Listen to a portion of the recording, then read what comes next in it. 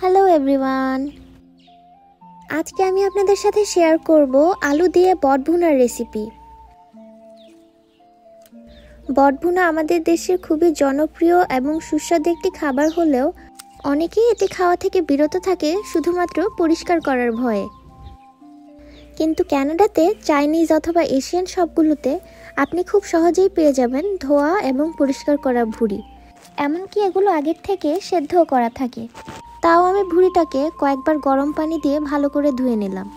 5 থেকে 6 বার পানি চেঞ্জ করে ভুঁড়িটাকে ভালোভাবে ধোয়ার পরে আমি এবার একটা চপিং বোর্ডে ছোট ছোট করে ভুঁড়িগুলোকে কেটে নিব।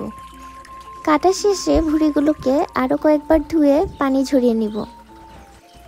এইবার এই ভুঁড়িগুলোর উপর আমি একে একে আদা রসুন বাটা, হলুদ গুঁড়ো, মরিচ গুঁড়ো, ধনিয়ার গুঁড়ো, জিরার গুঁড়ো, গরম মশলার গুঁড়ো আর আমার আম্মুর হাতের বানানো একটি স্পেশাল গরম মশলা, যেখানে 20টিরও বেশি উপাদান একসাথে মিশ্রণ করা হয়েছে।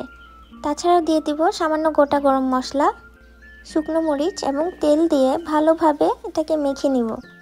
এবার একটি প্রেসার কুকারে মশলা মাখানো ভুঁড়িটা দিয়ে সামান্য পানি দিয়ে ঢাকনা বন্ধ করে 5 থেকে 7টা সিটি আসা পর্যন্ত ভুঁড়িটাকে রান্না করে নিব। ভুঁড়ি সেদ্ধ হতে হতে আমরা অন্য একটি কড়াইতে লবণ আর হলুদ দিয়ে আলু ভাজি করে নিব। ভুঁড়ি ভুনায় অনেকে আলু ব্যবহার করেন না এবং আমিও তার আগে কখনো আলু খাইনি ভুঁড়িতে, কিন্তু এইবার ফেসবুকের একটি আপুর ভিডিও দেখে ভাবলাম ট্রাই করে নেই। আলু ভাজা হয়ে গেলে এটিকে একপাশে তুলে রাখবো। একই পাত্রে আমি কিছু পেঁয়াজ কুচি এবং রসুন কুচি ভেজে নিব।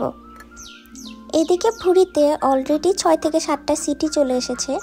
এবার আমি ঢাকনা খুলে ভুঁড়িটা থেকে পানি শুকিয়ে নিব। মোটামুটি পানি শুকিয়ে আসলে সেই পেঁয়াজ কুচি করা পাত্রে আমি ভুঁড়িটাকে ঢেলে নিব। এবার আমি আলুগুলোকেও একসাথে মিশিয়ে দিব। এবার প্রেসার কুকারের গায়ে লাগা থাকা মশলাটা যেন অপচয় না হয়, তাই আমি এতে সামান্য একটু পানি দিয়ে আবার তরকারিতে অ্যাড করে নেব। তারপর পানিটাকে আবার শুকিয়ে নিব। পানি শুকিয়ে গেলেই তৈরি হয়ে গেল আমাদের সকলের প্রিয় বট ভুনা। ধোয়া উঠানো গরম ভাতের সাথে এই বট ভুনার কোনো তুলনাই হয় না। আপনাদের যাদের যাদের বট ভুনা ভালো লাগে নিচে কমেন্ট করে অবশ্যই জানাবেন। Thanks for watching.